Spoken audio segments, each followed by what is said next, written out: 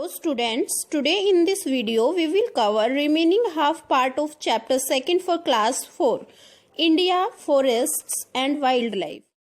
So let's start it from forest conservation. One संरक्षण क्या है, क्यों जरूरी है और इसका आने वाले समय में क्या प्रभाव होने वाला है। बेटे, जो आपका फॉरेस्ट लैंड एरिया है वहाँ पाए जाने वाले वृक्षों को कट करके मनुष्य अपनी जरूरतों की आपूर्ति के लिए फॉरेस्ट लैंड एरिया को प्लेन लैंड में कन्वर्ट करते जा रहा है। सो इस प्रकार से ये जो डिफोरेस्टेशन का काम है इसको स्टॉप करके प्लेन लैंड एरिया में कन्वर्ट होने से बचाना फॉरेस्ट लैंड को, यही आपका फॉरेस्ट कंजर्वेशन कहलाता है। हमारे आने वाले समय की सबसे बड़ी जरूरत वृक्ष ही बनने वाले हैं बेटे, क्योंकि अगर इसी प्रकार से इसी स्पीड से वृक्ष कटते गए, फॉरेस्ट लैंड प्लेन लैंड में कन्वर्ट होता रहा तो एक ऐसी भयानक सिचुएशन निकट भविष्य में आने वाली है कि हमें एक साफ सुथरे स्वच्छ वातावरण में सांस लेने के लिए ऑक्सीजन की जो जरूरत है वो आपूर्ति भी हमारी पूरी नहीं होगी अगर इसी स्पीड से पेड़ कटते रहे। तो हमारी गवर्नमेंट है जो है वो सख्त कानून बना रही है, कड़े कदम उठा रही है इस प्रकार से डिफोरेस्टेशन को स्टॉप करने के लिए, लेकिन ये सब सिर्फ गवर्नमेंट के लेवल पर ही पॉसिबल नहीं है। हर व्यक्ति को इंडिविजुअली अपने एफर्ट्स करने होंगे। जैसे वन महोत्सव के प्रोग्राम में शामिल होकर आप लोगों को प्रकार वन महोत्सव का जो आपका वीक है, 1 वीक प्रोग्राम है जो जुलाई मंथ में सेलिब्रेट किया जाता है आपका, तो इसमें millions of trees all around the country हमारे प्लांटेड किए जाते हैं। तो इसमें न केवल गवर्नमेंट पर्सनालिटीज को ही अपने एफर्ट्स पे करने चाहिए बल्कि इंडिविजुअली हर व्यक्ति को अपने एफर्ट्स दिखाने चाहिए। ना केवल अपने घर में वृक्ष लगाने चाहिए बल्कि अपने पूरे एनवायरनमेंट को नीट एंड क्लीन रखने के लिए अपने सराउंडिंग एरिया में भी हम ट्री प्लांटेशन का काम कर सकते हैं।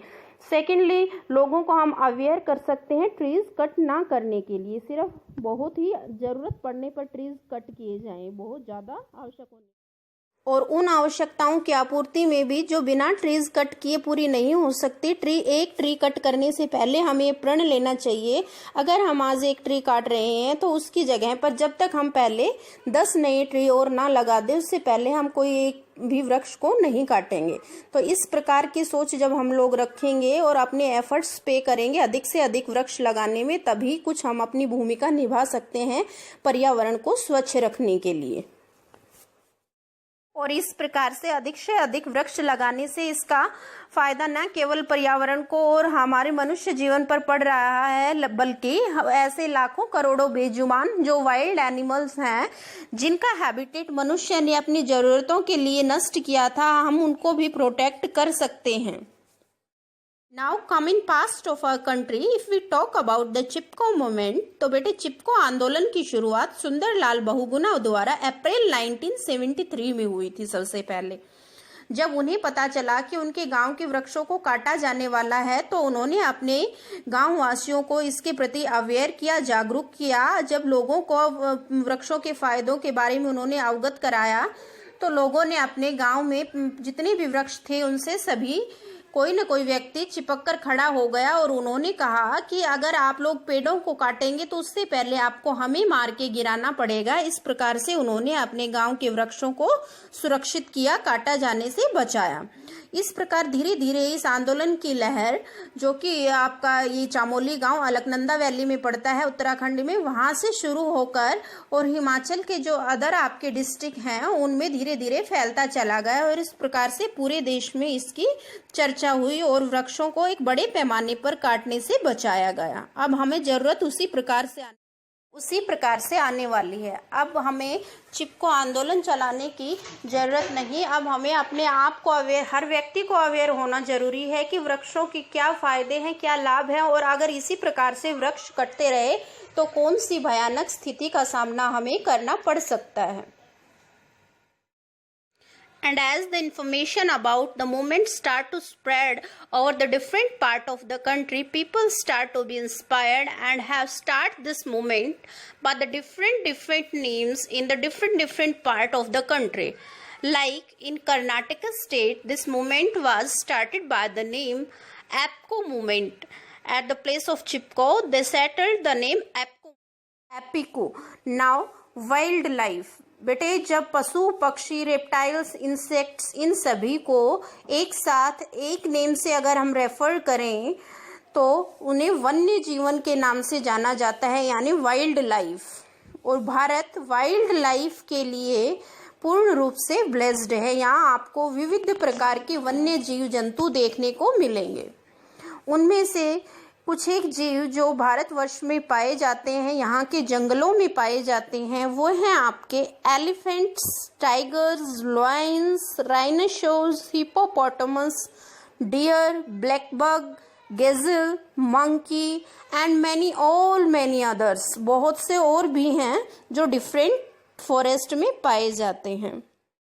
Now the reason to become the species endangered, वन्य प्रजातियों के विलुप्त होने के प्रमुख कारण। इनमें बेटे मेजर रीजन है कि इन वन्य जीव जंतुओं का जो हैबिटेट है, निवास स्थान है, यानी इनके जो जंगल थे, फॉरेस्ट थे, उन्हें काटकर प्लेन लैंड में कन्वर्ट कर दिया गया, नष्ट कर दिया गया। जब इन्हें रहने के लिए घर और भोजन प्राप्त नहीं होगा तो ये आवश्यक रूप से मृत्यु की तरफ ही अग्रसर होंगे। यही कारण है कि ये विलुप्त होते जा रहे हैं प्रजातियां। दूसरा बड़ा कारण है पोचिंग और हंटिंग। हंटिंग होता है बेटे अपने मनोरंजन, खाने पीने की पूर्ति के लिए जीव जंतुओं का शिकार करना, और पोचिंग होता है बेटे अवैध रूप से जीव जंतुओं को मार के और उनके इंटरनल और एक्सटर्नल बॉडी ऑर्गन्स को व्यापार के लिए प्रयोग करना। तो ये दो प्रमुख कारण हैं आपके इन जीव जंतुओं के विलुप्त होने का। नेक्स्ट जो हमारी गवर्नमेंट है वो बहुत ही सख्त कानून बना रही है, कड़े कदम उठा रही है वन्य जीवों को संरक्षित करने के लिए। उन्होंने बहुत सी नेशनल पार्क, रिजर्वियर्स और वाइल्ड लाइफ सेंचुरीज भी बनाई हैं ताकि इन जीव जंतुओं को उनमें सुरक्षित रखा जा सके और इनकी संख्या में वृद्धि की जा सके। लेकिन ये पॉसिबल सिर्फ गवर्नमेंट के द्वारा ही नहीं, हमें भी अपने पर्सनल लेवल पर इसे करना। इन वन्य जीवों की सुरक्षा और संरक्षण के लिए हमारी सरकार द्वारा अक्टूबर 1 वीक में वाइल्ड लाइफ वीक सेलिब्रेट किया जाता है। तो हम सभी का उद्देश्य होना चाहिए कि हम अपने जीवन में सिर्फ इस एक सप्ताह को वाइल्ड लाइफ वीक के रूप में सेलिब्रेट ना करके एक अपने अंदर एक धारणा बनाएं, एक शपथ लें कि हम पूरे लाइफ टाइम इन जीवों की सुरक्षा के लिए जितना हमसे पॉसिबल होगा हम हर संभव प्रयास करेंगे और इन्हें सुरक्षित करेंगे। दूसरा यहाँ आप देख पा रहे हैं, एक साइड आपको हंटिंग की पिक्चर दिखाई दे रही है, दूसरी साइड पोचिंग की, यानी यहाँ पोचिंग के लिए जो पिक्चर आपको शो की गई है इसमें आप देख पा रहे हैं लायंस और टाइगर्स को किल करके उनकी पूरी बॉडी की स्किन को उतार के रखा गया है। और यहाँ गवर्नमेंट ने रेड के द्वारा इन लोगों को पकड़ा है और ये सारी चीजें वो दिखा रहे हैं कि किस प्रकार से जो पोचर्स हैं वो बॉडी ऑर्गन्स का व्यापार कर रहे हैं पशुओं का। Wild life sanctuaries and national park, वन्य अभ्यारण्य और राष्ट्रीय उद्यान।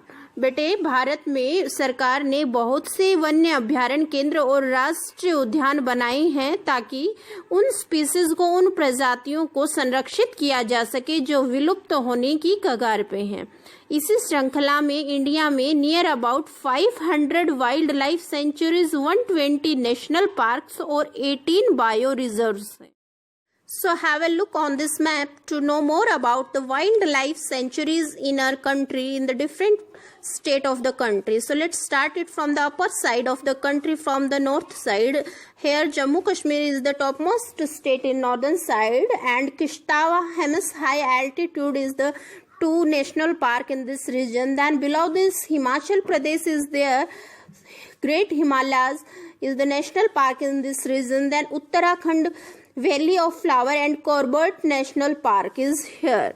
In Uttar Pradesh, Dudhwa National Park, and here in the west side of this country, in Rajasthan, Desert National Park, Sariska and Ranthambore National Park is here, and in Gujarat, Run of Kutch, Belvedere and Gir National Park is here.